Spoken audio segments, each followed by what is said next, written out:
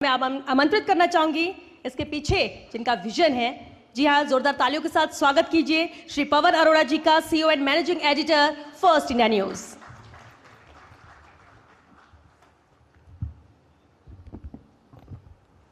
धन्यवाद श्वेता। नमस्कार। आज के इस हेल्थ फर्स्ट कॉन्क्लेव में मैं हमारे मुख्य अतिथि राज्य के चिकित्सा एवं स्वास्थ्य मंत्री और बहुत ही ऊर्जावान नेतृत्व देने वाले आदरणीय गजेंद्र सिंह खींसर साहब का बहुत बहुत स्वागत करता हूं, अभिनंदन करता हूं। आप ही के साथ आज यहाँ मंच पे श्री अम्बरीश कुमार विराजमान हैं, जो कि सचिव हैं चिकित्सा एवं स्वास्थ्य विभाग में। आपका भी मैं बहुत बहुत स्वागत करता हूं। प्रियंका गोस्वामी आईएएस ऑफिसर हैं और चीफ एग्जीक्यूटिव ऑफिसर हैं मेडिकल एंड हेल्थ डिपार्टमेंट में। आपका भी मैं स्वागत करता हूं। हमारे साथ धनंजय अग्रवाल जी वीसी RUHS मौजूद हैं, मैं आपका स्वागत करता हूं। और प्राइवेट सेक्टर के दो नामी गिरामी अस्पतालों के ओनर, संचालक और बहुत ही कंपैशन रखने वाले लोग डॉक्टर स्वर्णकार और श्री NK गुप्ता, मैं आपका भी स्वागत करता हूं। यहाँ मौजूद हमारे एडिटर जिनेंद्र जी और पूरी फर्स्ट इंडिया की टीम, उनका भी मैं स्वागत करता हूं। और यहाँ प्रथम पंक्ति में बैठे हुई शिप्रा जी और डॉक्टर साहब, बाकी सब मानवीय महानुभाव, मैं आप सबका स्वागत करता हूं। आज का जो ये कॉन्क्लेव है, इसके पीछे एक सोच है। फर्स्ट इंडिया न्यूज़ चैनल नाम से ही एक न्यूज़ चैनल है, लेकिन हमारा काम सिर्फ न्यूज़ देना नहीं है, बल्कि हमारे कुछ सामाजिक सरोकार भी हैं। कोरोना के बाद से एक नई तरह की जागृति लोगों में आई है। लोग अपने हेल्थ के लिए कॉन्शियस हो गए हैं, लोग अपनी हेल्थ को तवज्जो देने लगे हैं और ख़ास तौर पे मेडिकल एंड हेल्थ के क्षेत्र में भी एक परिवर्तन आया है। जैसे अभी हम बात कर रहे थे, टेलीमेडिसिन की बात कर रहे थे, किस तरह से हॉस्पिटल्स में लोगों का आना जाना बढ़ा। और जैसे NK गुप्ता जी कह रहे थे कि हॉस्पिटल्स में अब लोग माइंड नहीं करते, वो अपनी हेल्थ पे पैसा खर्च करते हैं। तो इस सारे बैकग्राउंड में हमने आज का एक कॉन्क्लेव आयोजित किया है। मंत्री जी, मैं आपको बताऊं, आपके आने से पहले हमने यहाँ 2 पैनल डिस्कशन किए, जिसमें शहर के जाने माने डॉक्टर्स ने हिस्सा लिया, ऑफिसर्स ने हिस्सा लिया। और उसमें पहला टॉपिक था कि future of medical and health services in Rajasthan. तो जिस तरह की कमान अब सरकार ने संभाल ली है, जिस तरह के प्रावधान अब बजट में किए जा रहे हैं, उसको देखते हुए मैं मानता हूं कि आने वाला समय राजस्थान में मेडिकल एंड हेल्थ सर्विसेज के लिए बहुत ही अच्छा समय आने वाला है।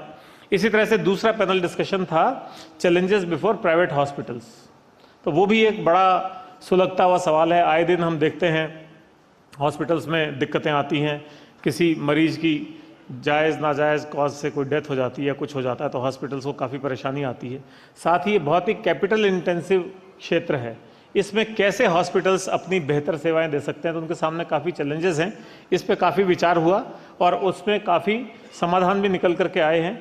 हम अपनी एक रिपोर्ट गवर्नमेंट को सबमिट करेंगे, तो आप देखेंगे कि उसमें काफ़ी ऐसी बातें हैं जिसको हम लागू कर सकते हैं। अभी जो राजस्थान का हेल्थ सिनेरियो है, उसकी हम बात करें तो राजस्थान में करीब करीब 8000 हॉस्पिटल्स हैं। और हम अभी, मैं अम्बरीश कुमार जी के साथ बैठ के बात कर रहा था, हम देख रहे थे कि सरकारी क्षेत्र में कितने बेड हैं और प्राइवेट सेक्टर में कितने बेड हैं। तो हमने देखा करीब 47,000 बेड हमारे सरकारी क्षेत्र में हैं और 48,000 बेड हमारे प्राइवेट क्षेत्र के हॉस्पिटल्स में हैं। तो यहाँ नेक टू नेक कॉम्पिटिशन है। जबकि दूसरे जो प्रदेश हैं, जैसे महाराष्ट्र हुआ, कर्नाटक हुआ, वहाँ पे ये अंतर दुगने से भी ज़्यादा का है। सरकारी में कम है और प्राइवेट में बेड्स की नंबर बहुत ज़्यादा है, यानी प्राइवेट की फैसिलिटीज़ बहुत ज़्यादा विकसित हैं। इसी तरह से इन 8000 हॉस्पिटल्स में से 400 हॉस्पिटल सुपर स्पेशलिटी हॉस्पिटल्स हैं हमारे यहाँ पे। 35 मेडिकल कॉलेज हैं, 6 डेंटल कॉलेज हैं, इसके अलावा आयुर्वेद के, होम्योपैथी के, और बहुत बड़ा विशाल नेटवर्क है।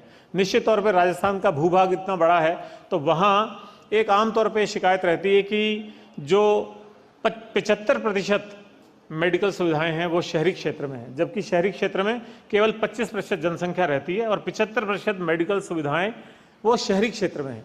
और ग्रामीण क्षेत्र में जो 75% लोग रहते हैं, वहाँ पे हम केवल 25% सुविधाएं दे पाए हैं। लेकिन मैं समझता हूँ इस चीज़ पे सरकार ने कॉग्निजेंस लिया है। इस बार का जो बजट है, उस बजट में करीब 27,000 करोड़ रुपए का प्रावधान रखा गया है और ये बहुत ही बड़ा प्रावधान है।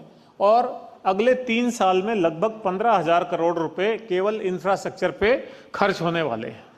और एक और चीज़ जो बहुत ही प्रमुखता से आ रही है वो है मेडिकल टूरिज्म की। अभी मंत्री से बात हो रही थी, एक हीलिंग इन राजस्थान पॉलिसी 2024 जल्दी ही आने वाली है। राइजिंग राजस्थान के टाइम वो पॉलिसी आने वाली है। और उस हीलिंग इन राजस्थान मतलब आप केवल उसको मेडिकल फैसिलिटी के हिसाब से नहीं देखेंगे, बल्कि राजस्थान एक ऐसा प्रदेश होगा जहां लोग एक्चुअली मेडिकल टूरिज्म के लिए आ सकेंगे। और उस पॉलिसी में इसके बड़े व्यापक प्रावधान दिए गए हैं। वो पॉलिसी अभी ड्राफ्ट के रूप में इशू हुई है और लोगों के उसमें सुझाव और कमेंट्स आमंत्रित किए जा रहे हैं। इसी तरह से आने वाला जो समय है उसमें बजट में प्रावधान किए गए हैं कि बहुत सारे नए हॉस्पिटल्स खुलने वाले हैं। जैसे RUHS को ही एक बहुत ही इंटरनेशनल लेवल का हॉस्पिटल में सरकार तब्दील करने जा रही है। इसके अलावा और बहुत सारे सुपर स्पेशलिटी हॉस्पिटल खुलने वाले हैं। बहुत सारे नए मेडिकल कॉलेजेस खुल रहे हैं, नर्सिंग ट्रेनिंग स्कूल्स खुल रहे हैं। आयुष्मान भारत योजना का काफ़ी विस्तार करने की बात हो रही है। Spinal injury centre Bikaner, Jodhpur, Udaipur, Bharatpur और कोटा में सरकार खोलने जा रही है। इसके अलावा centre of excellence for genetics ये यहाँ JK लॉन में आप खोलने जा रहे हैं। तो कहने का तात्पर्य कि आने वाले समय के लिए बहुत अच्छे प्रावधान इस बजट में कर दिए गए हैं। मुख्यमंत्री जी भजनलाल शर्मा जी खुद इस काम में बहुत रुचि ले रहे हैं और फिर आपका उनको साथ मिल गया है। तो मेडिकल एंड हेल्थ में मैं समझता हूँ आने वाले समय में क्रांति आने वाली है और राजस्थान अपनी उस छवि को तोड़ देगा कि राजस्थान में इलाज संभव नहीं है। जैसा अभी शिप्रा जी ने कहा था कि कोरोना के दौरान ऐसा हुआ कि बाहर के प्रदेशों के लोग राजस्थान में आके इलाज करा के गए और वापस सकुशल लौट करके भी गए। तो राजस्थान आने वाले समय में मेडिकल एंड हेल्थ के क्षेत्र का कल है। आप कह सकते हैं कि आने वाला इसका चमकता हुआ भविष्य इसमें होने वाला है। अब जो बात है कि फ्यूचर में क्या क्या होना चाहिए, कैसे होना चाहिए, तो उससे पहले मैं प्राइवेट हॉस्पिटल्स की बात करना चाहूँगा, जो ये बहुत ही कैपिटल इंटेंसिव काम है। दूसरा क्या है, जैसा अभी एक बात आई थी कि ये सेवा का काम है या बिजनेस है, ये एक बड़ा चैलेंज है। इसी तरह से एक प्राइवेट हॉस्पिटल्स का बाय ट्रेडिशन थोड़ा सा ट्रस्ट डेफिसिट का इशू है। लोग जल्दी से भरोसा नहीं करते हैं। जैसा अभी हमारे मॉडरेटर ने भी कहा था कि ऐसा लोगों को लगता है कि शायद प्राइवेट हॉस्पिटल में ज़्यादा खर्चा हो रहा है या हमको सही चीज़ बताई नहीं जा रही है या कुछ और दिक्कत है, जबकि सच्चाई कुछ और होती है, वास्तव में कुछ और परिस्थितियाँ होती हैं।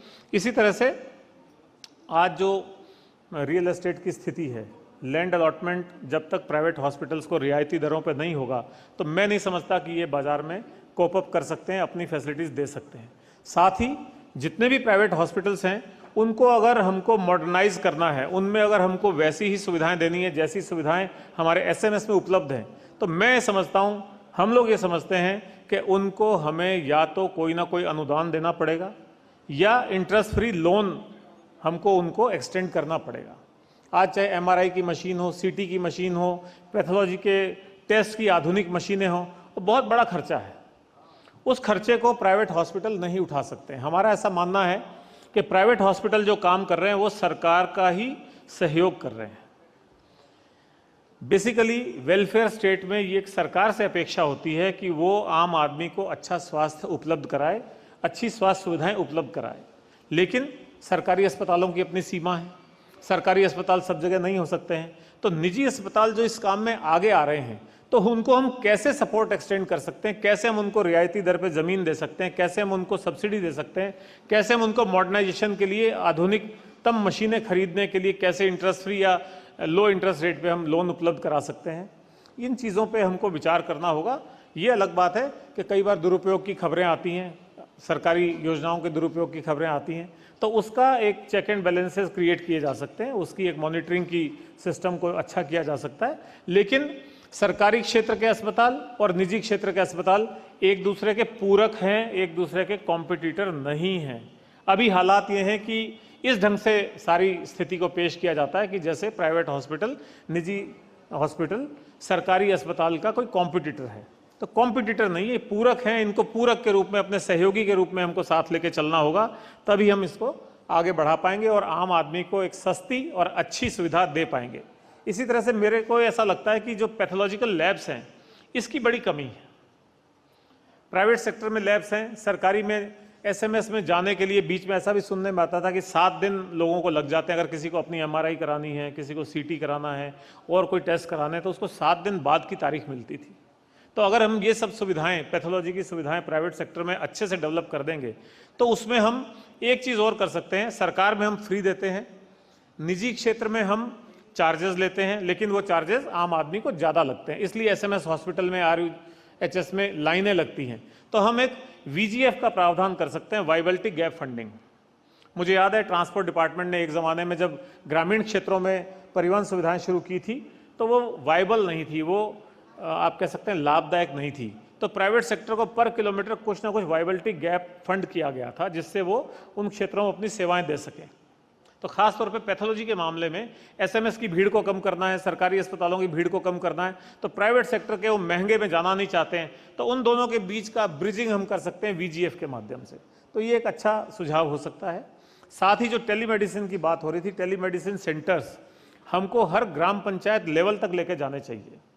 हर ग्रामीण आदमी को, आम आदमी को, जो दुनिया के बेहतरीन डॉक्टर हैं, जो दुनिया के बेहतरीन कंसल्टेंट्स हैं, उनका लाभ मिल सकता है अगर हम टेलीमेडिसिन सेंटर, जैसे ई मित्र पहले बड़ा दूर की बात लगती थी, लेकिन अब ई मित्र पे सारे ऑनलाइन काम हो जाते हैं, ऐसे ही हमारे टेलीमेडिसिन सेंटर होगा तो वहाँ पे हमको अच्छा इलाज मिल सकेगा। और हर टेलीमेडिसिन सेंटर के साथ एक पैथोलॉजी लैब, एक रेडियोलॉजी लैब होना ज़रूरी होगा, क्योंकि आप कंसल्ट करेंगे, डॉक्टर साहब पहली बात यही कहेंगे कि आपका ये ब्लड की जांच कराइए, या आपका रेडियोलॉजी की जांचें कराइए, एक्सरे लाइए, डिजिटल एक्सरे भेजिए। तो जब तक हम टेलीमेडिसिन सेंटर के साथ में पैथोलॉजी और रेडियोलॉजी लैब्स को लिंक नहीं कर पाएंगे, तब तक उनकी पूरी उपयोगिता हम नहीं उठा सकेंगे, ऐसा मेरा सोचना है। तो ये एक मैं बात आपको कहना चाह रहा था कि मेडिकल क्षेत्र में अभी क्या खास तौर पे सिनेरियो है, क्या दिक्कतें आ रही हैं, और प्राइवेट हॉस्पिटल्स का जो इतना बड़ा नेटवर्क है, जो मैंने आपको उनके नंबर ऑफ बेड्स के हिसाब से बताया कि जितने 47,000 बेड सरकारी में, 48,000 बेड प्राइवेट में है, तो निश्चित तौर पे ये पूरक हैं एक दूसरे के। तो उनको हमको एक हेल्पिंग हैंड देना होगा, एक उनकी हैंड होल्डिंग करनी पड़ेगी। मैं बड़े ग्रुप्स की बात नहीं करता, हो सकता है बड़े ग्रुप अपने खुद सक्षम होंगे, लेकिन प्राइवेट सेक्टर का मतलब गली में चलने वाला क्लिनिक भी है, गली में चलने वाला नर्सिंग होम भी है। और जैसा अभी हमारे बीच में डॉक्टर गंभीर यहाँ है, आईवीएफ की बात है, हम अपनी बेसिक बीमारियों से फुर्सत नहीं पाते हैं।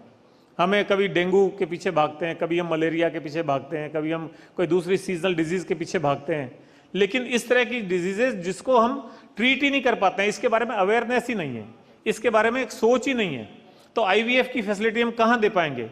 तो ग्रामीण लोगों को अगर हम टेलीमेडिसिन सेंटर के माध्यम से इस तरह की सुविधा दे सकें, उनमें एक सोच पैदा कर सकें, उनमें एक जागरूकता पैदा कर सकें, तो एक बड़ा कदम होगा। मुझे खुशी है हमारे बीच में श्रीमती गायत्री राठौड़, जो कि प्रमुख शासन सचिव हैं मेडिकल एंड हेल्थ डिपार्टमेंट की, वो भी यहाँ विराजमान हैं।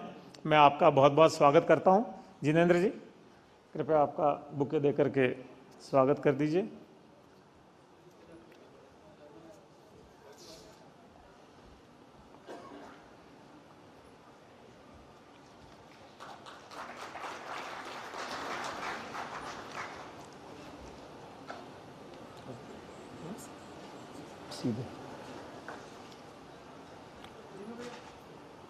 इसके अलावा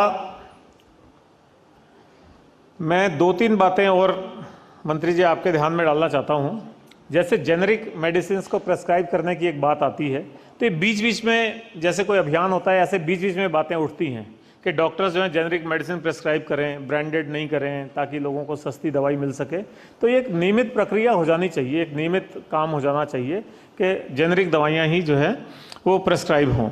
इसी तरह से एक जो हाईवेज़, इतने हाई स्पीड हाईवेज़ हमने बना दिए हैं, और वहाँ उस मुकाबले, उस अनुपात में ट्रॉमा सेंटर्स नहीं हैं, और अगर ट्रॉमा सेंटर्स हैं तो वो इतने वेल इक्विप्ड नहीं हैं, उसके लिए उनको लोगों को दूर कहीं रेफ़र करना पड़ता है। तो ये एक हमारे देखने लायक बात है कि उनको हमको करना चाहिए। तो इसके साथ ही एक राजस्थान में जो मेडिकल एजुकेशन है, मेरे से आप इत्तेफाक रखेंगे, स्वर्णकार साहब यहाँ बैठे हैं, बच्चों को मेडिकल एजुकेशन के लिए बहुत बड़ा खर्चा करना पड़ता है और बहुत भारी खर्चा होता है।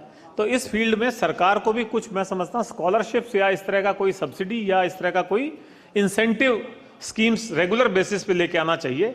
आज हम हमेशा बात करते हैं कि ग्रामीण क्षेत्रों में हमारे पास डॉक्टरों की कमी है, शहरी क्षेत्र में फिर भी डॉक्टर हैं, ग्रामीण क्षेत्र में कोई जाना नहीं चाहता है। तो ग्रामीण क्षेत्रों में अगर कोई डॉक्टर जाते हैं तो उनके लिए भी हम कोई इंसेंटिव स्कीम लेकर के आ सकते हैं, जिसका जितना कठिन काम उसका उतना ही ज़्यादा या उतना ही रैशनलाइज रेम्यूनरेशन हम दे पाएँ।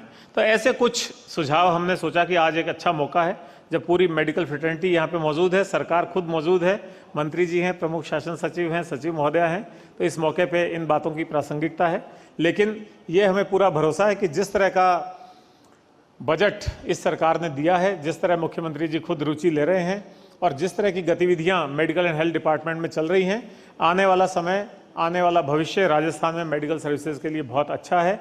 और ये सब राजस्थान वासियों को नहीं बल्कि आसपास के जो हमारे प्रदेश हैं उनको भी इसका लाभ मिल सकेगा। मैं एक बार फिर आप सब यहाँ पधारे, इस कॉन्क्लेव को आपने सफल बनाया, उसके लिए अपनी ओर से, चैनल की ओर से, पूरे परिवार की ओर से बहुत बहुत धन्यवाद भी ज्ञापित करता हूँ। हमारे चेयरमैन डॉक्टर जगदीश चंद्रा ने भी इस कॉन्क्लेव की सफलता के लिए अपनी शुभकामनाएं भेजी हैं। अभी आपने देखा ही था कि कैसे मैन ऑफ प्रेडिक्शन, किस तरह के प्रेडिक्शंस हुए, और खबर ही जीवन है वो हमारे चैनल का मूल मंत्र है। उसको ध्यान में रखते हुए ये पूरा चैनल पूरे राजस्थान और राजस्थान ही नहीं बल्कि देशवासियों को हर वक्त ताज़ा खबरें उपलब्ध कराने का अपनी जिम्मेदारी पूरी करता रहेगा। बहुत बहुत शुक्रिया, धन्यवाद।